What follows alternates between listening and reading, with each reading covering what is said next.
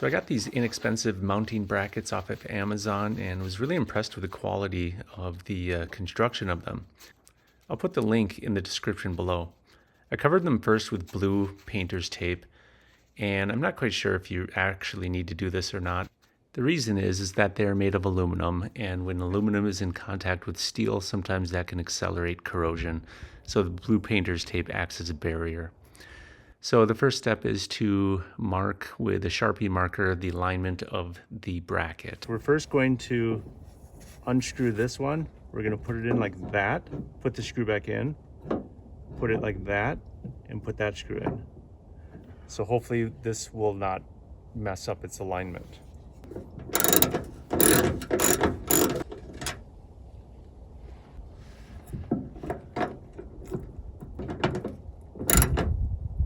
Too tight. Not too tight. Now we take this one off.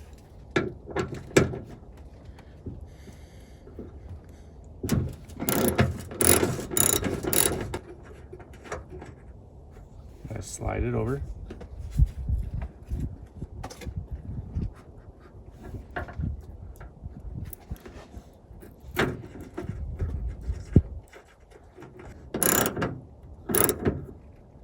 And I verify that it's still all lined up. It hasn't moved at all.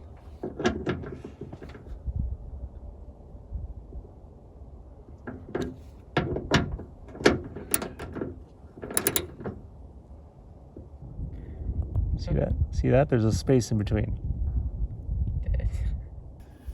So we have this windshield wiper thing. We have this little push pin. We're just going to squeeze the side right here. There. Now that gives us access to that bolt.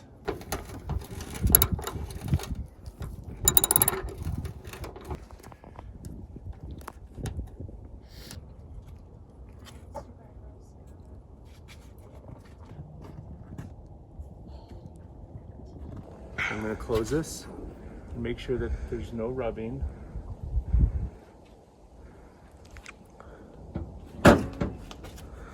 And everything's lined up fine.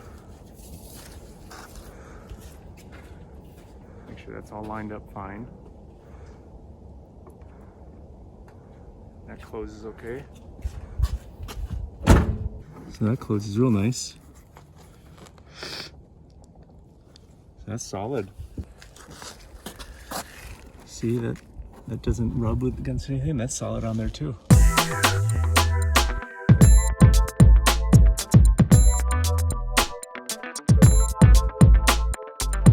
So I was lucky enough to get these ProComp ditch lights for free at a Rigs and Coffee event that somebody was giving away because they were upgrading. The ones that I got did not come with a wiring harness, so I got a separate wiring harness. So you can see that even with the hood open, this does not touch the windshield. There's plenty of space here. So what I did is just basically bolted the ditch lights on the bracket. They came with stainless steel bolts. There's a lock washer with a nut and a regular washer. And here's how I did the wiring. Basically the wiring harness, you attach this end. I ran it through the outside of this support, came out underneath.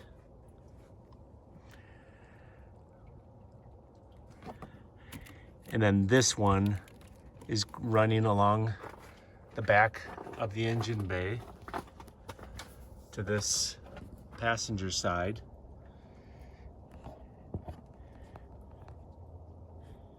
And that comes up through here and up and around.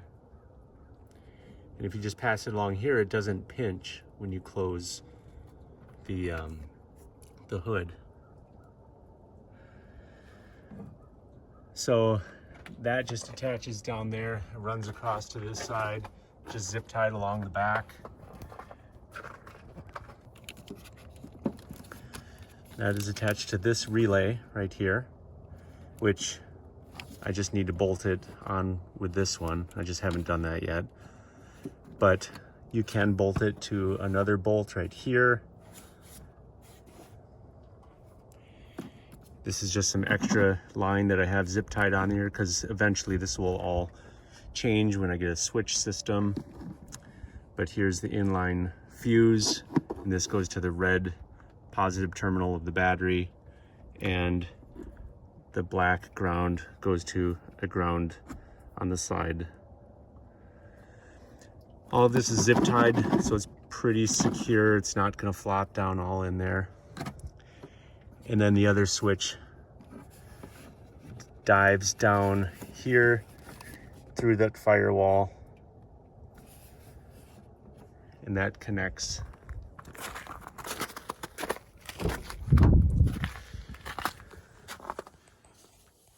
underneath there up into the switch. You can see that this wire dives down in there, and there's plenty of extra space underneath there. And same with this passenger side.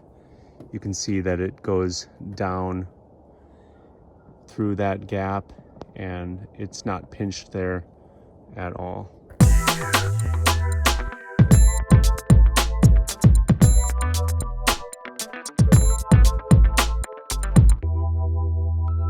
The wiring harness comes with this switch here, but I wanted to switch this one out with a different switch, one that was labeled ditch lights and looked a little bit more OEM. So here is how I did the wiring. I cut off the switch that came with the original wiring harness, and I connected the wires for the new switch. The yellow was left open and unconnected to anything. The green connected to the red, and the orange connected with the white, and the black connected with the black. So this specific switch, when you push it in, it actually doesn't stay engaged. And so included in this is a small rubber O-ring that fits around the base of the neck of the switch, and that actually helps keep it in place when the switch is engaged. So don't forget to put that little O-ring in place when you install the switch. When you turn it on, the top lights up, but the bottom doesn't. You can wire it so the bottom does light up, but then you have to tap into your add a fuse into the fuse panel, which I didn't want to do because eventually I'll add a switch panel and that'll take care of that situation. So anyway, what I like about wiring this system is that even with the car off, you can have it turn on.